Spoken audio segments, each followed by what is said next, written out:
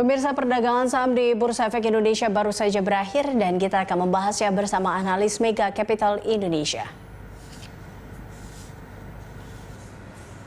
Dan untuk membahas bagaimana pergerakan IHSG sepanjang hari ini, kita telah terhubung dengan Lianto Sudarso, Investment Specialist Mega Capital Indonesia. Terima kasih Pak Lianto telah bergabung bersama kami. Pak Lianto, seperti apa tentunya analisis Anda dengan tren IHSG sepekan ini Pak? Karena kita lihat akhirnya IHSG pun ditutup menguat juga untuk menutupi akhir pekan ini. Ya, jadi kalau kita lihat dari satu mingguan ini ya, kita lihat kan memang IHSG ada beberapa sentimen yang mempengaruhi. Jadi memang yang pertama setelah kemarin itu dari isu di mana banyak retail yang menggunakan margin gitu ya. Nah akhirnya sekarang hari ini is the moment of truth tentang GDP Indonesia. Ya, jadi memang bisa kita katakan satu mingguan ini IHSG mencoba untuk mencari keseimbangan baru setelah kemarin sempat naik kencang ya, di mana banyak fund manager dan juga analis yang mengatakan valuasinya udah mahal sampai diturunkan ke 5.800 dan sekarang rebound gitu ya. Nah ini adalah titik keseimbangan baru IHSG sekarang. Nah sekarang the moment of truth udah keluar untuk GDP Indonesia di kuartal 4 2020 yang memang tidak ada elemen of surprise di sini ya, baik dari positifnya ataupun negatifnya karena memang semuanya itu sudah within our expectation. Nah, jadi tapi mungkin yang cukup kita sayangkan di sini kalau kita lihat sedikit lebih mendetail ya di kuartal 4 2020 itu actualnya kuartal to kuartal itu malah agak melemah gitu loh, minus 0,42. Walaupun sebenarnya kan kita berharap banyak pada kuartal 4 itu terutama di bulan Desember tingkat kapasitas dari ekonomi itu di puncaknya begitu. Nah, tapi memang ya kita juga udah antisipasi karena kemarin kan di bulan Desember tahun lalu pemerintah menetapkan untuk tidak boleh terlalu banyak ada aktivitas ekonomi melihat dengan COVID-nya yang semakin melonjak. Ya, seperti itu. Okay. Dan untuk kedepannya sih saya rasa IHSG ini akan hanya berdasarkan dengan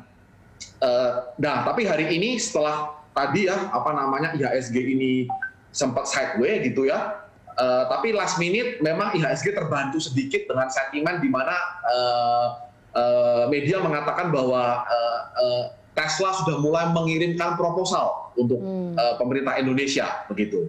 Okay. Nah saya rasa untuk kedepannya, untuk minggu depan juga IHSG akan cenderung lebih ke sisi sektoral sambil menunggu juga laporan keuangan dari emiten. Dan mungkin yang bisa mendongkrak IHSG itu ke depannya sekali lagi adalah kalau misalnya paket stimulus dari Biden 1,9 triliun ini disetujui oleh Kongres. Ya, itu saja menurut saya. Oke, berarti kalau melihat tren penguatan IHSG masih akan mungkin terjadi di pekan ke depan dengan tadi beberapa sentimen yang Anda katakan, baik itu sentimen yang akan diberikan dari global, yang akan datang dari global, ataupun sentimen-sentimen yang tentunya datang dari domestik sendiri. Seperti itu ya Pak Lianto ya? Ya, tapi kalau untuk domestik mungkin lebih ke sektoral. Oke. Berdasarkan laporan keuangan dari setiap sektoral dan emiten yang di dalamnya, begitu. Oke, Pak Lianto, sebenarnya kalau kita lihat dengan rilis data BPS dan juga Bank Indonesia hari ini seberapa besar sih sebenarnya optimisme dan juga selera dari risiko investor pasar modal Indonesia? Ya, jadi kalau memang kita lihat ya dari data GDP kuartal 4 ini, bahkan dari full year-nya juga, di mana kita ini mengalami kontraksi negatif 2,07% ya secara full year 2020. Ya memang kita mungkin bukan yang terbagus di regional maupun di Asia, karena kalau kita sekarang lihat selama ini yang udah bisa membuat positif itu hanya 2 negara, yaitu China dan Vietnam. Ya, tetapi kalau kita melihat dengan tetangga-tetangga kita yang lain, kita memang relatif lebih oke daripada yang lain gitu ya. Kalau kita memang melihat mereka itu negatifnya masih di sekitaran -3, ada yang -5 gitu. Bahkan negara-negara Eropa minusnya bahkan ada beberapa yang lebih dalam gitu. Jadi kalau kita lihat Indonesia memang sebenarnya memang secara pemulihan ekonomi we might not be the best, mungkin tidak yang terbaik, tapi kita juga tidak yang terburuk begitu. Oke, nah tapi dengan sentimen yang ada, dengan kondisi saat ini dan dengan situasi ekonomi saat ini, Anda melihat sebenarnya apa yang harus dilakukan para investor? Mungkin saran dari Anda untuk berinvestasi kepada investor itu seperti apa? Ya, jadi perlu kita ingat bahwa di tahun 2020 itu kan kenaikan IHSG itu kan walaupun yang signifikan, tetapi sektoralnya kan tidak merata. Ya, nah jadi dari sini karena data GDP juga sudah keluar, inilah saatnya investor melakukan yang nama cherry picking investing, ya. Dimana kalau kita ingat tahun 2020 mungkin kalau kita beli setiap saham itu bisa naik semua, tapi kalau tahun 2021 ini tidak semudah itu. Nah, karena tadi saya katakan secara sektoral ini tidak semuanya naik, nah makanya saya anjurkan investor mencari sektor-sektor yang masih lagging, yang masih kita pikir fundamental dan juga prospeknya masih bagus. Contohnya seperti mungkin sektor konsumsi, ya, di mana kita percaya bahwa kedepannya ini harusnya dengan distribusi vaksin yang terus berjalan, ya pemerintah juga yang terus memberikan bantuan support di dana PEN, ya hopefully dengan juga yang menarik adalah harga komoditas semakin naik. Nah, hopefully daya beli masyarakat akan naik, dan itu bisa juga berimpact positif pada sektor konsumsi. Nah, seperti itu saya rasa yang harus bisa dilakukan investor. Jadi memilah-milah sektor yang masih lagging begitu. Oke, apakah juga ini akan mempengaruhi prospek kinerja emiten nggak sih di kuartal 1 ini, Pak Lianto? Ya, kalau masalah kinerja emiten di kuartal 1 ya, nah ini tergantung by sektoral lagi ya.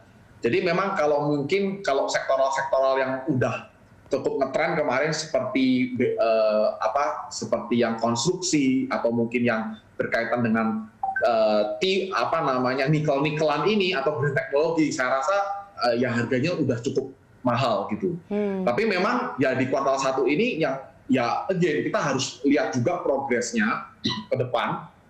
Ini baru bulan Januari ya. Kalau kita ngomong kuartal 1 sampai bulan Maret, kita lihat nih progresnya nih. Ya, apakah nanti di Februari, Maret itu inflasinya bagaimana? Dan yang menarik kemarin inflasinya itu bulan Januari itu walaupun tidak setinggi ekspektasi pasar, tetapi ternyata komponen inflasi ini sudah lebih banyak kita lihat dari sektor konsumsi, gitu loh, dari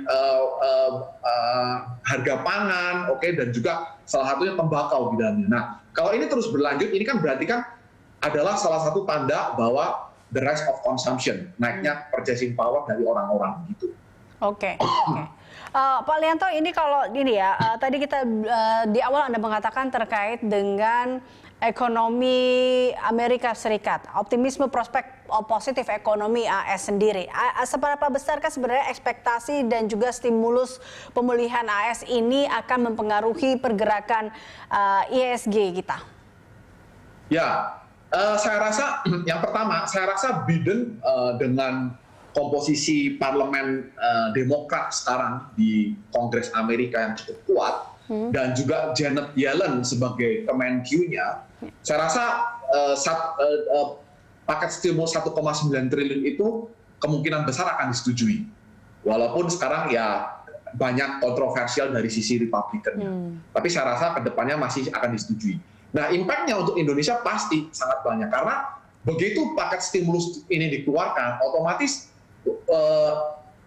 likuiditas global ini akan sangat meningkat. Dan kalau kita ingat, pasar saham ini tahun ini atau tahun lalu recover-nya bisa cepat, itu karena likuiditas global. Gitu. Ya, jadi otomatis kalau misalnya 1,9 triliun ini digelontorkan, ya ini pasti otomatis sangat menguntungkan negara emerging market seperti Indonesia. Begitu. Oke, Pak Lianto, ini kalau kita lihat sektor apa yang memang akan menjadi primadona di bulan Februari ini, Anda melihat seberapa besar mungkin prospek sektor dari manufaktur dan juga perdagangan kah di bulan Februari ini akan seperti apa? Nah, yang pastinya kalau kita lihat yang masih menarik, yang perlu diperhatikan oleh investor, saya rasa mungkin sektor tambang yang berkaitan dengan nikel ini masih menarik untuk diperhatikan. Walaupun mungkin ya ini lebih cocok untuk ditradingkan jangka pendek dan menengah begitu. Karena ceritanya ini akan terus berkaitan seberapa kuat pemerintah dapat menarik investor, terutama seperti Tesla gitu. Nah, tapi untuk sektor-sektor yang lainnya, yang menurut saya masih menarik untuk diperhatikan dan masih lagging, yang menarik pastinya itu adalah sektor perbankan. Karena sektor perbankan ini kita bisa lihat dari kemarin keluarnya laporan keuangan Bank Mandiri, Bank BRI, ya kebanyakan dari mereka ini restrukturisasinya tuh udah mulai normalisasi gitu. Nah, pastinya hopefully ke depannya dengan sekarang suku bunga rendah, cost of depositnya juga udah lebih rendah, ya ini akan membuat profitability-nya dia akan terus meningkat begitu. Oke, baik. Baik, terakhir Pak Lianto, bagaimana prediksi IHSG di pekan depan tentunya menurut Anda? Ya, saya rasa sekarang IHSG ini tutupnya pas banget ya di titik resisten ya 6.150. Jadi IHSG seperti yang saya katakan di awal itu cukup di persimpangan jalan, di mana sekarang ini support di sekitar 6.050 dan resisten di 6.150. Jadi kalau misalnya IHSG-nya ini menguat sampai ke minggu depan dia bisa di atas 6.150, nah saya rasa untuk on the way ke 6.300 itu sangat memungkinkan. Nah, jadi sekarang IHSG ini tergantung laporan keuangan emitennya bagus atau tidak, within ekspektasi atau tidak, atau paling tidak ada tanda-tanda recovery atau tidak. Itu sih sebenarnya. Oke. Baik. Terima kasih Pak Lianto telah bergabung bersama kami. Pemirsa, Lianto Sudarso, Investment Specialist Mega Capital Indonesia.